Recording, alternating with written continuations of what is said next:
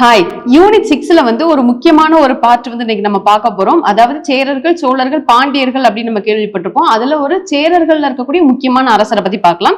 அது சம்பந்தமான நம்ம புக்ல கொடுக்கப்பட்டுள்ள ப்ரீவியஸ் இயர் கொஸ்டின் ரீட் பண்றேன். First page 275. கண்ணகிக்கு டேஷால் கோவில் கட்டப்பட்டது.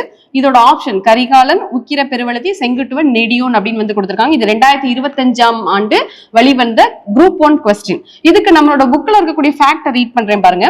சேர செங்குட்டுவன் வட இந்தியாவின் மீது படையெடுத்து சென்றார். அடுத்து சிலப்பதிகார காவிய பாத்திரமான கண்ணகிக்கு சிலை எடுப்பதற்காக எங்க போயிருக்காரு?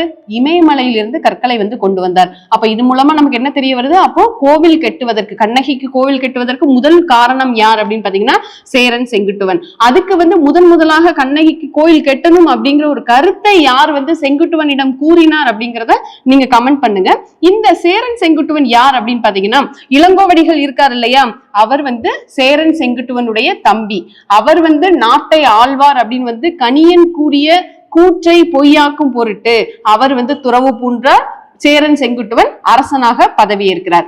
இது போக சேரன் செங்குட்டுவனின் முக்கியமான ஒண்ணு என்ன அப்படின்னு பாத்தீங்கன்னா பத்தினி வழிபாடு இருக்கு இல்லையா, அதை ஊக்குவித்தவரும் சேரன் செங்குட்டுவன் தான். நன்றி.